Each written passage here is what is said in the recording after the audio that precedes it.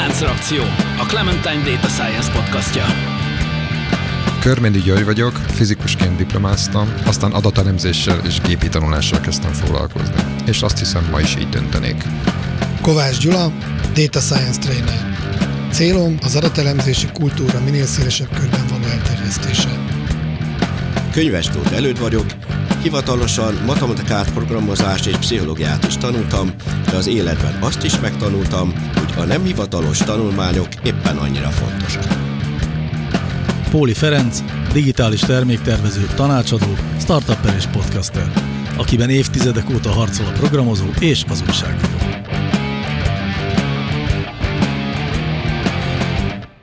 Szervusztok, kedves hallgatók! Ez itt a Láncreakció podcast. A fránya nyári szabadságolások már megint úgy alakították, hogy a szokásos 4-esből csak 3-an vagyunk itt. Gyuri most jól megérdemelt pihenőidejét tölti, de ez nem rettent vissza minket attól, hogy egy klasszikus témába kezdjünk bele, amit ritkábban szoktunk itt a Láncreakcióban csinálni, de néha kell olyan is, hogy egy-egy híres nevet, egy-egy olyan embert, akiről mindig mindenki beszél a szakmában, egy kicsit jobban megismerünk, de mielőtt elárulnám, hogy kiről van szó, azelőtt jön az a bizonyos meglepetés kérdésemből, egyből mindenki rá fog jönni, hogy kiről van szó. Szóval azt akarom kérdezni tőletek, hogy ti programoztatok-e valaha Adában?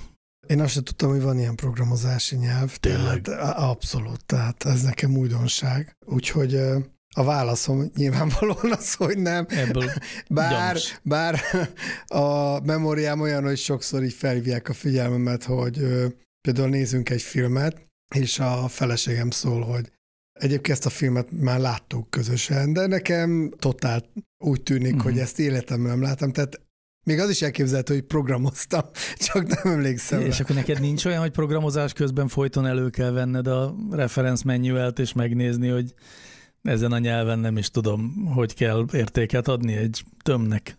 Hát én már keveset programozok. A Clementine-on belül van ez a Clem nevű programozás nyelv, abban szoktam írni kódokat, mert néha sokkal praktikusabb, és ott alapvetően annyit használtam, hogy fejből minden megy. Egyetlen egy dolog van, amit állandóan elő kell vennem a helpekből, van rengeteg fajta apostróf. Tehát ez szerintem a programozók halála, ez a 4-5-6 fajta apostróf van, és itt van egy olyan függvény, ahol nem a szokásos apostrófba kell rakni a szöveget, hanem egy speciális apostrófba, amit én a klaviatúrán soha az életben nem találok meg, hogy ilyenkor rámegyek a helpre, ott van példakód, kimásolom azt a apostrófot, és úgy rakom bele a kódba. Ez a leggyakoribb, amikor én helphez fordulok.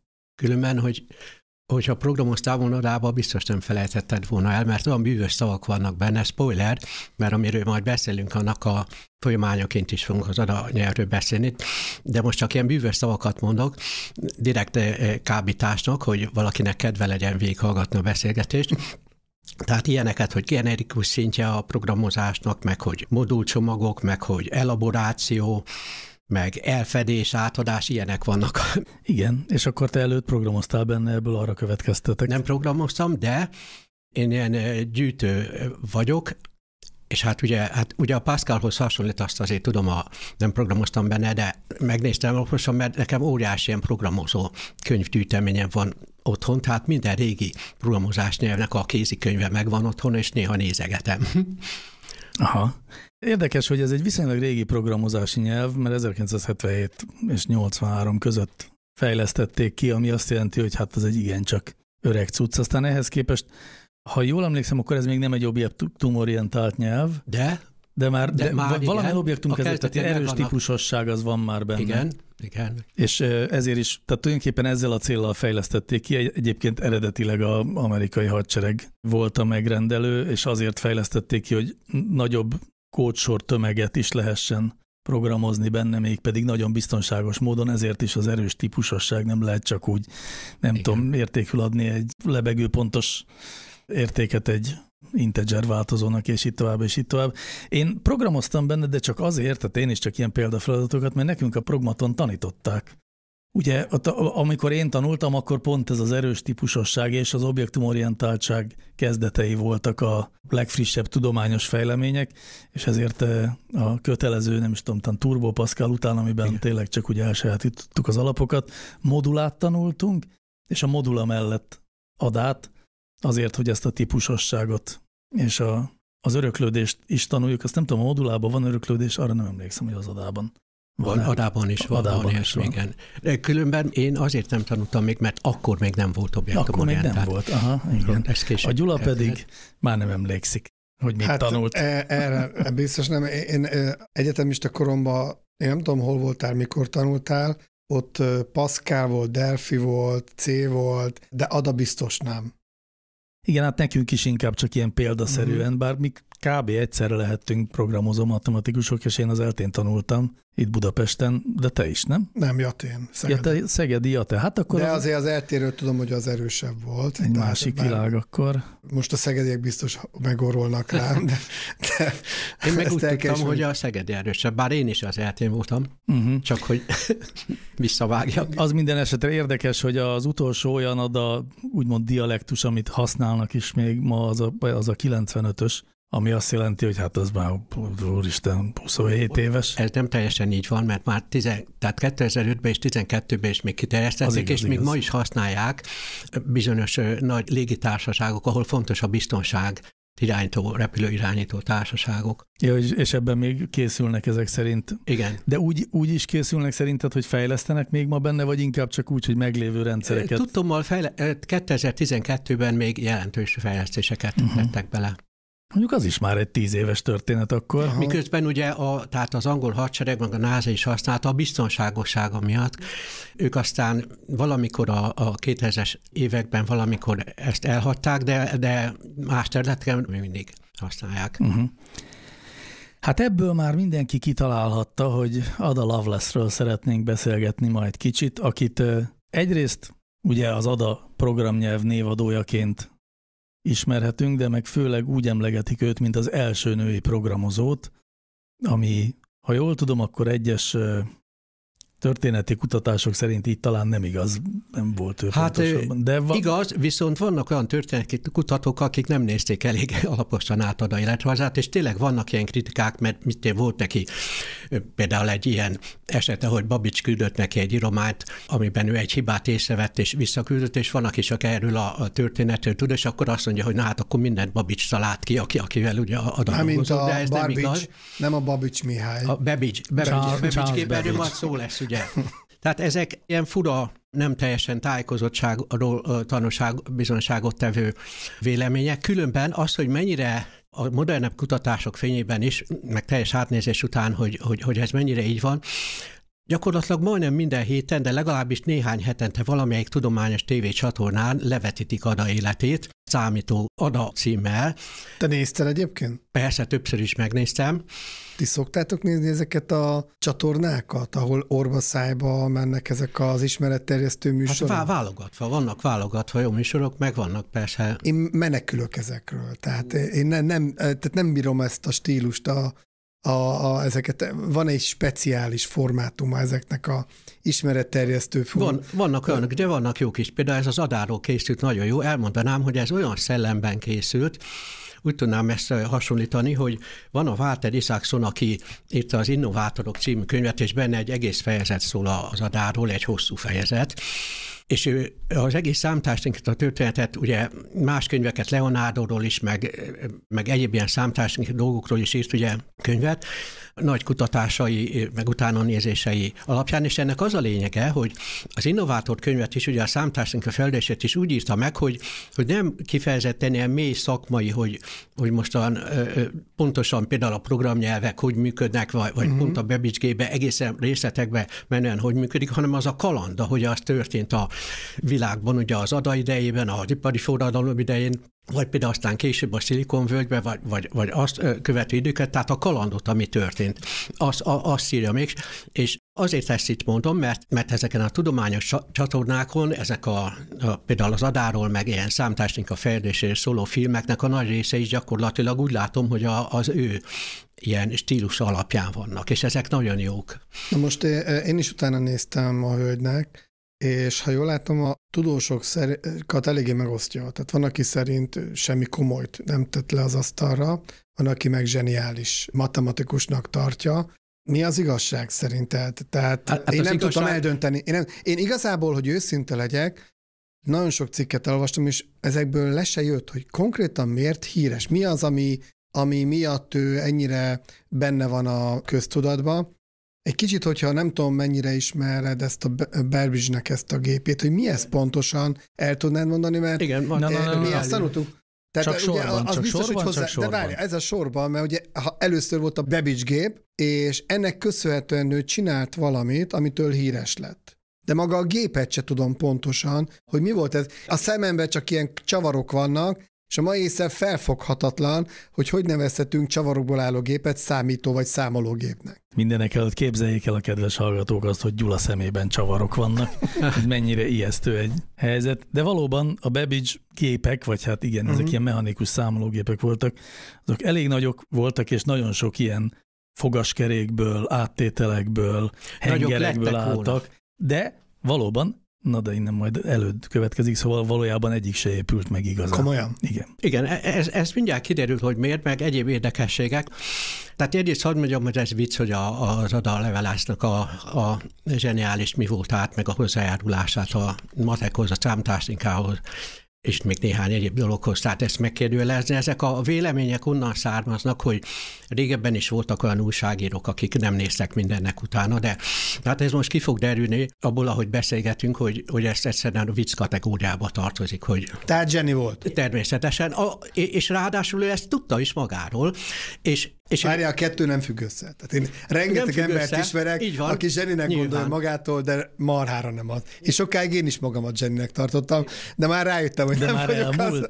Kinőttem. Nagyon sok párhuzamot lehet mostani, meg más dolgokat mondani az Ada Lovelace-szal kapcsolatban. Az elsőt hadd mondjam, hogy miért különösen aktuális az ő esete, illetve az a kor is, a manapság. Ugyanis manapság ennek az úgynevezett mesterséges intelligenciának a bűvöletébe élünk, és hadd mondjam ki így kerekperec, hogy óriási nagy marhaságokat tudnak ezzel kapcsolatban mondani, és látszódik, hogy nincs semmi olyan nap alatt, mert 200 évvel ezelőtt, cirka 200 évvel ezelőtt, az Ada Lovelace idejében, szintén óriási marhaságokat tudtak ezzel kapcsolatban mondani, ami nekünk még nagyobb marhaságnak tűnik, hiszen akkor ugye az ipari forradalom volt, mindenfélét kezdtek gépesíteni, egyre kisebb lépésekre lebontani, hogy ez gépesíthető legyen, és automatizálható, és ilyen lánc folyamatként fölépíthető legyen. Azért fontosnak tartom ezt a megfogalmazást, mert a Babbage gép is ezen a filozófián alapszik.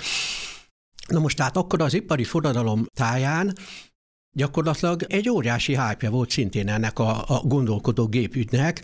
Tehát aki egy kicsit bonyolultabb gépet látott, vagy egyáltalán kis mechanikus kis forgóbábokat, mint például Babbage is gyerekkorában, azt már rögtön rámondták, hogy gondolkodó gép. Például Ada Lovelace-nek az anyja, aki szintén különben matematikus volt, amikor először meglátta a Babbage-nek a úgynevezett differenciál számológépét, már azt még nem mondhatnánk számítógépnek, ő is azt mondta, hogy na hát ez gondolkodik, hát az ő lánya pont az ellenkezőjét mondta ennek később, tehát arra is példa az a kor, hogy akkor is voltak viszont józan emberek, például az Ada Lovelace, akik józanul gondolkodtak ezekről az ügyekről, és hát az Ada Lovelace ki is mondta, hogy soha nem fog úgy gondolkodni, mint az ember. Az, hogy hogyan, erről neki voltak elképzelései, tehát az, hogy zeneprogramokat írt, meg ilyesmiket, meg hogy mindenfélét fog ezt tudni, ezt szépen leírta, de olyan fajta túlzásokban, mint amikben ma is esnek az úgynevezett mesterséges intelligencia kapcsán, ő nem esett.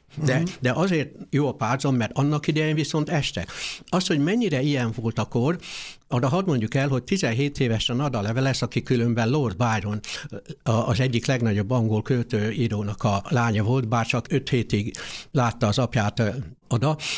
Egy kicsit beleugrok én medias res, tehát 17 éves korában egy olyan társaságba vezette be Ada Lovelace anya Adát, ahol Dickens, Darwin, Babbage, De Morgan, akkor a Faraday, a Florence Nightingale, stb. Ilyen társaság, tehát Londonban olyan estek voltak, ahol 3 kritériumnak kellett megfelelni, hogy valaki vagy legyen szép, vagy legyen okos, vagy legyen rangos. Ugye az Ada Lovelace mind a 3-nak megfelelt. Ráadásul Ugye tehát mondom, Lord Byronnak a lánya volt, Byron viszont az angol költő, ő pedig egy kifejezetten művész költői lélek volt, akitől távol állt úgymond a számok világa. Ennek ellenére egy matematikus nőt vette feleségül, akit paralelogramma hercegnőnek becézett, de mivel aztán szétváltak útjaik, aztán később így fejeztek ki inkább a viszonyukat ilyen költői, matematikai módon, hogy két párhuzamos egyenes vagyunk, melyek egymás mellett a végtelenbe tartanak, de sohasem találkozhattak. De szerencsére találkoztak, és így létrejött a leányuk Ada. Ő példa volt arra is, hogy a művész lelkület és az, amit manapság ilyen kockafejségnek neveznek, vagy ilyen természettudományos érdeklődésnek az egyáltalán nem ellentétek, hiszen Adában ez a kettő egyesült, ő kifejezetten élvezetét lelte a matematikai jelenségekben való esztétikai szépségeknek az észrevételébe, illetve az esztétikai szépségekben a logikának, meg a matematikának az észrevételére. Tehát ez nem, hogy harcolt volna benne, hanem kifejezetten ilyen szójárásai is voltak, hogy ahogyan a zsákátgép a lyukkártyák segítségével szövi a mintákat, úgy fogja szőni az analitikai gép az algebrai, aritmetikai mintákat. Szerintem egyébként ez a gondolkodásmód, hogy van egy vonal, hogy kocka, tehát tényleg akik csak a nagyon technikai részét látják a mi szakmánknak, de akár már visszamehetünk időben, akár matematikát, akár mérnöki területeket említhetnék, és az a másik vonal, aki a tudomány és a művészetet egy kalapba rakja, hogy a kettő között alig van különbség, ez szerintem baromira régre visszanyúlik. Tehát én azt látom, hogy minél nagyobb gondolkodó volt valaki, annál jobban érezte a kettő között a kapcsolatokat, és annál jobban látott bele olyan dolgokat, ami egyszerű halandó számára már ilyen kicsit ilyen akár mókásnak is tűnhet, hogy a számok mögött zenét, a számok mögött mintákat, a számok mögött olyan dolgokat látnak meg ezek a géniuszok, amiről az ember azt gondolja, hogy ilyen nincs mögöttük. Nekem egyébként nagy fájdalmam az, hogy úgy általában ennek a komplex gondolkodásmódnak a jelensége visszaszorulóban van.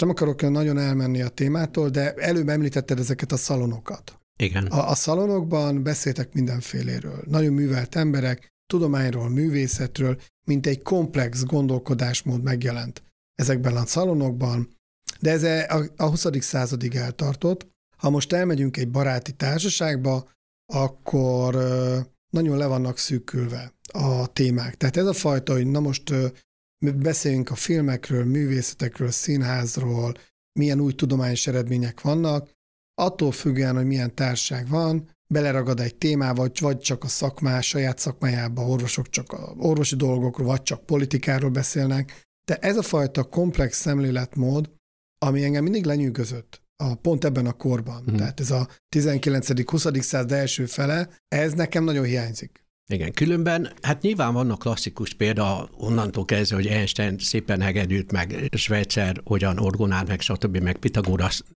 meg akár Pláton vagy... Hát vagy a Barabásiék a legújabb kiállításra, emlékeztek? Igen. Hogy megcsinálták a hálózatokat, és abból csináltak egy művészeti kiállítást. Ez egy kicsit ilyen retro érzésem volt, hogy a gráfok nem csak matematikai modellek, struktúrák, hanem alkalmasak arra, hogy művészeti alkotások képződjenek. Igen, hát nyilván, tehát erre a legjobb példa különben Ada Byron, vagy Ada Lovelace grófnőjének az élete. Tehát nyilván ezek mesterséges ilyen szétválasztások, amik néha keletkeznek, mint hogyha az emberben ez nem egy egészet alkotna. Na most nézzük egy picit, hogy Ada Lovelace életében ez hogy volt. Nem akarom részletesen az életét elmondani, mert mondom ezekben a filmekben, meg könyvekben, amiket említettem, nagyon részletesen van, csak ki szeretnék emelni néhány dolgot, ami a legérdekesebb a mi szempontunkban. Tehát az egyik érdekes, hogy az apja, a Lord Byron, amikor Ada 5 hetes volt, akkor a anyja kirúgta Byront, ez jellemző az egész történetre, és annyira fájt neki az elhidegülés a férjétől, mármint Ada anyának, hogy Lord Byronról való életnagyságú képet egy függönnyel eltakarta, és egész életére eltiltotta a leányát a látásától, és azon igyekezett egész életében, hogy minél távolabb tartsa olyan fajta művészeti, meg költői hatásoktól, meg attól az életmódtól, ami apjának ezzel járt, hogy matematikára és tudományokra próbálta tanítani, de ehhez képest ezzel azt érte el, hogy viszont adában azért mégiscsak genetikailag, meg másképp is ugye a környezet, mégis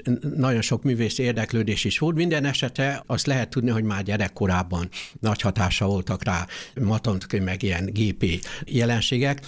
Mit tudom én, például a kisgyerekkorában egy ilyen mechanikus ilyen lepkét is tervezett, mert nagyon érdekelte a repülés, és Adának nagyon nagy matematikusok voltak, akik a tanárai voltak. Az egyik például a Morgan volt. A De Morgan szabályok, a logikai szabályok, meg ilyesmik onnan erednek. Várjál, erről nem is beszéltünk. Milyen nemzetiségű volt? Angol? Az Anna Fry, aki a számító műsor csinálja, azon az egyetemen dolgozik, ahol a Morgan alapította azt a tanszéket, ahol ő éppen dolgozik. Csak ezt így zárójelben mondom. Morgan különben egyszerűen levelet írt arra anyjának, hogy hát ugye a nők azok ahhoz képest, hogy az agyukkal fel tudnák fogni a matematikai dolgokat, olyan nagy nyomás helyezkedik az agyra, amit a női mi volt, azt nem képes kibírni se szellemileg, se fizikailag, de odában megvan ez a képesség. És mint már korábban említettem, olyan közegben volt, történelmileg is, meg személyesen is, ahol volt alkalma találkozni olyan fajta jelenségekkel, amik ennek az úgynevezett gondolkodó gép ügynek az epicentruma volt. 17 éves korában látta először Babbage-nek az úgynevezett differenciál számológépét, azt még nem mondanánk számítógépnek. Arról annyit lehet mondani, hogy annak a szellemébe készült, teljesen tudatosan Babbage.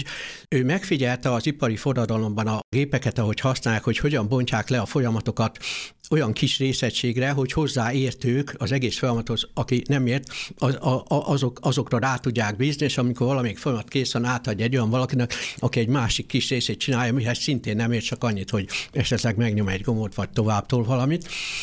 Ő ezt csodálta, ezt a fajta jellegét az ilyen gépeknek, és ennek a hatása is volt az, hogy ő, mint matematikus észrevette, hogy nagyon sok matematikai művelet lebontható olyan kis egységekre, amikhez már korábban is, Babbage előtt néhány száz évvel, ugye Pascalnak is volt számológépe, aztán Leibniznek is volt számológépe, tehát ilyen mechanikus számológépeket korábban is készítettek.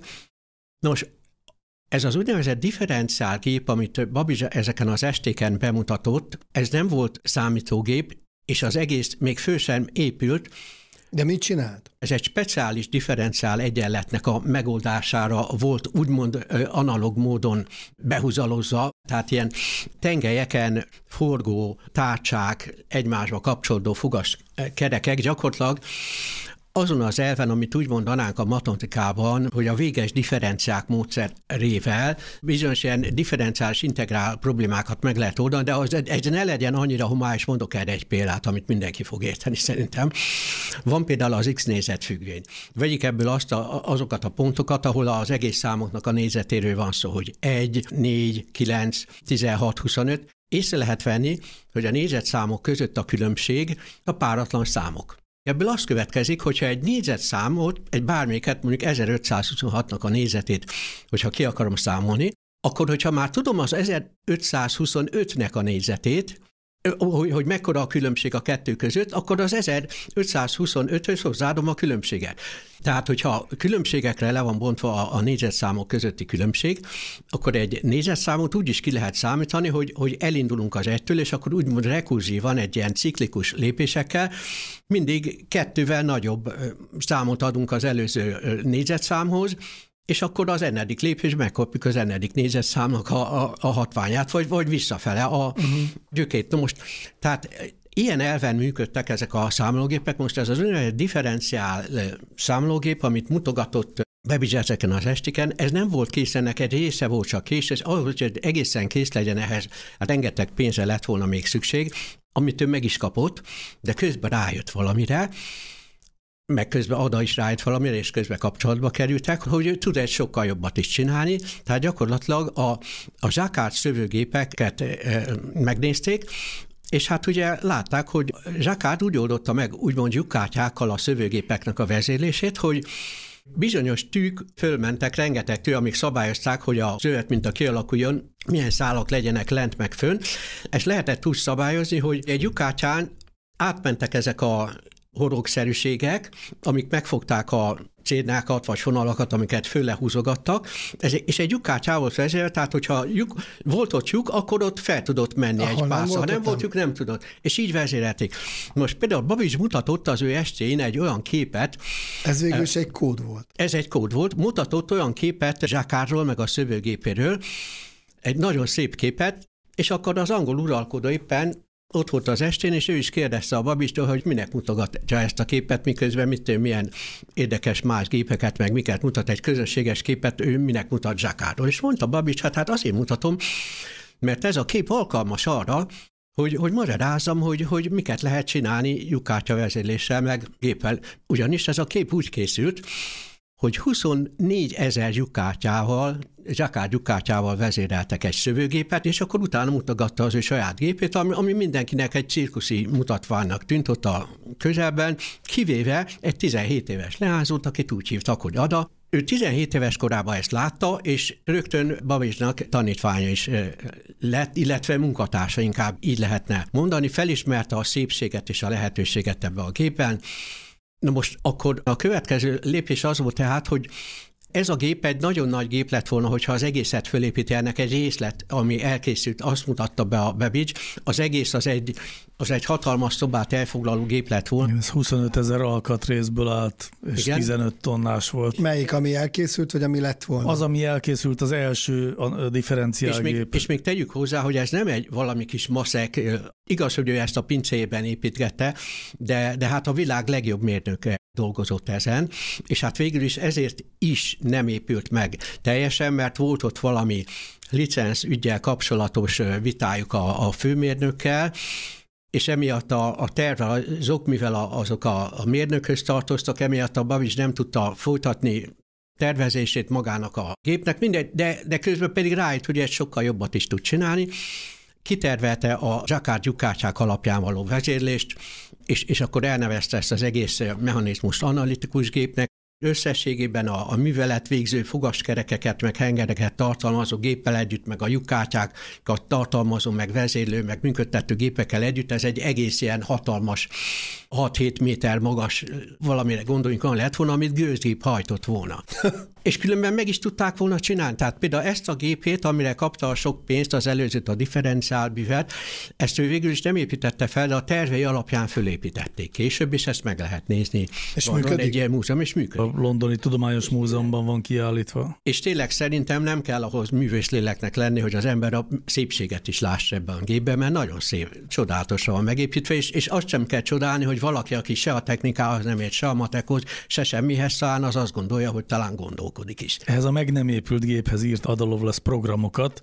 Erről beszéljünk azért még igen, egy kicsit. Illetve arról volt szó, hogy tehát Babics járta a világot, és eladásokat tartott erről az analitikai gépről, és például Olaszországban is járt, és Olaszországban egy hadmérnök a hallgatóság között volt, aki gyakorlatilag a Babics előadása alapján írt egy könyvet az analitikai gépről, és Babics megkérte a Adát, hogy ezt fordítsa át angolra, és akkor ez a Scientific Memoirs folyóiratnak lett része, le is fordította, de ezt nem volt elég lefordítani, hiszen ez a hadmérnöknél sokkal jobban értette Ada ennek a gépnek az elvét, és sok önálló gondolata támadta ez egészhez, és ezt Babics észre is vette, és javasolta Adának, hogy ne csak egyszerűen fordítsa le, hanem tényleg írja le részletesen a gondolatait. És ő olyan részletesen leírta, hogy dupla, tripla olyan hosszú lett az ő jegyzetei a könyvhöz, mint az eredeti fordítás, és ebben a könyvben ő példákat is írt, hogy hogyan lehetne ezt programozni, és például egy differenciál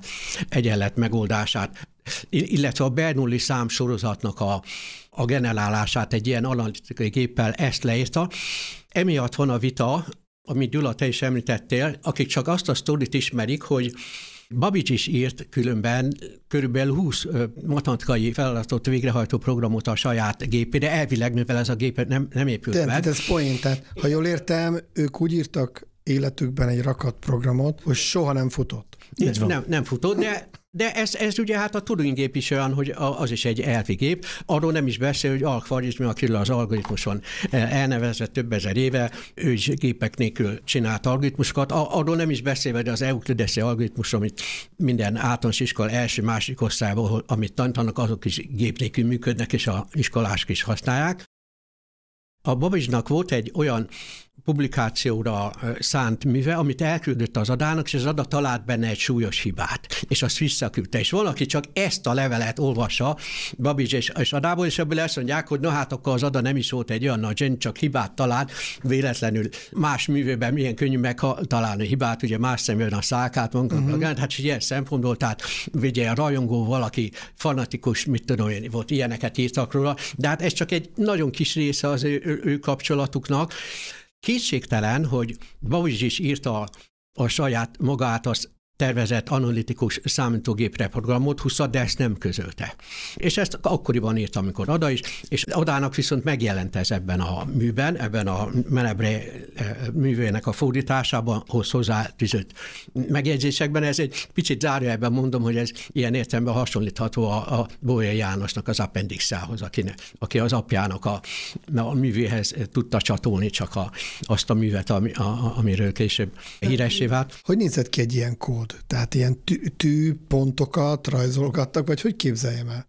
Nem, tehát úgy kell elképzelni, hogy tehát a matematikai műveleteket levezették olyan kis részekre, hogy a végén már csak összeadni és kivonni kell. Értem. Tehát valójában egy ilyen algoritmus találtak ki, ami lekódolható, ami működtethető a... Igen. Most a Babbage-nek a gépe ugye tudott összeadni, kivonni, és a szorzásokat, összeadásokat, illetve a többi műveletet ezekre lebontva, egymás utáni sorozatban rendezve tudta ezt végrehajtani, és azért, hogy ne kelljen minden feladathoz külön gépet építeni, erre volt jó a zsákátkártya, hogy akkor már nem a gépnek a szerkezete jelentette azt, hogy milyen feladatot kell elvégezni, hanem a lyukkártya vezérelte, hogy pont milyen feladat legyen. Várjál, jól értem, most esett le. A Babbage-nak az első gépe az egy konkrét fix, feladatot. Tehát az nem volt programozható. Az nem. Ez maga volt egy mechanikus az analitikus program. gép, az már programozható volt, és gyakorlatilag ez volt az, ami először lehetett programozni, tehát különböző matematikai problémákat meg lehetett oldani ennek a segítségével. Most a kérdésem a következő.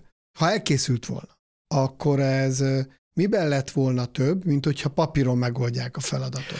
Hát az, hogy sokkal gyorsabb. Meg pontosabb is. Sokkal gyorsabb, 31/10-esre számolt például az eredeti differenciál számológépe is a Babbage-nak. Erre hadd mondjam, hogyha elmentek ilyen iskolai boltba, ahol számológépeket lehet venni gyerekeknek, hát általában 8 helyértékre számolnak pontosan, vagy legfeljebb 12-re. Nagyon ritka az, hogy több helyértékre számolnak. Elmondanám, hogy az Excel meg más ilyen mai programok, azok 15 helyértékesen számolnak. Most a Babbage-nek gépe 31 helyértékre, nem az analitikai, hanem az elő.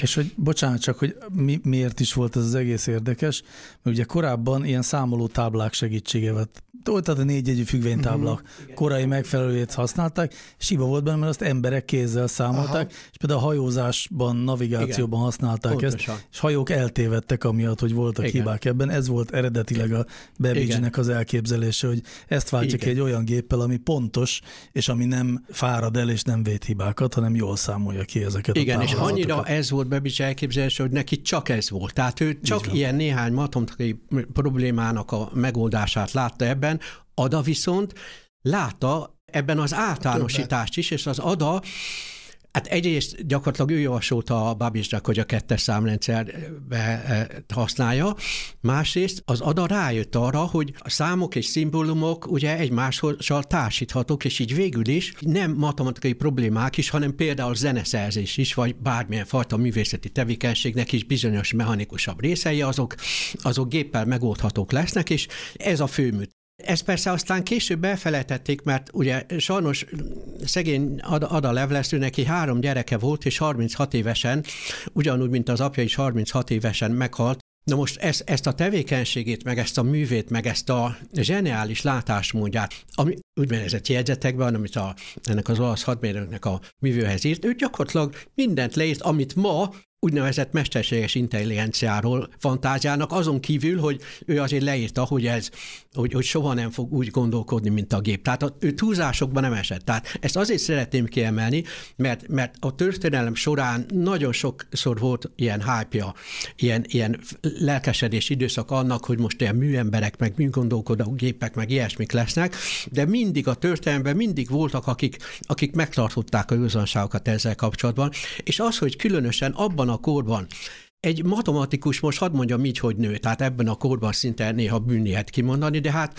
végül is abban a korban, tehát végül is az ő művéit, meg az örökségét körülbelül 100 évre azért ment feledésbe, mert a Babics talán ilyen féltékenységekből is nem nagyon hivatkozgatott rá, és nem nagyon menedzselte Adának miközben ő elismerte, és a levelét tanúskodnak arról, amiket más híres személyiségekkel váltott, és ő el is keseredett aztán később, hogy milyen kár, hogy nem vette korábban észre Adának a tehetségét.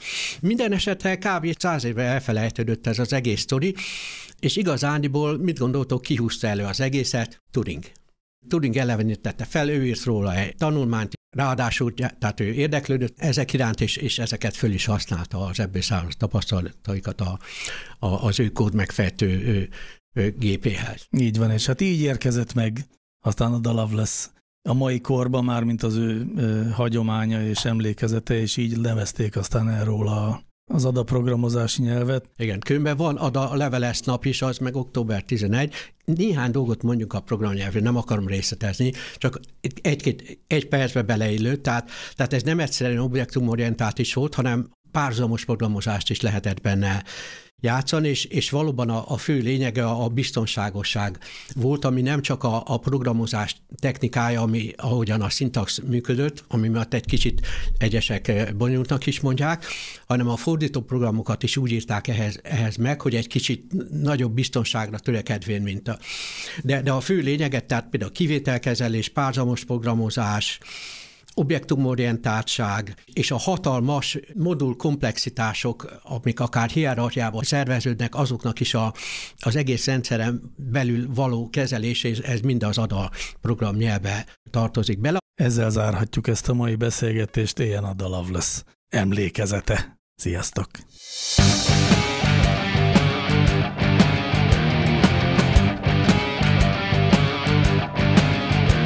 Láncreakció, a Clementine Data Science podcastja.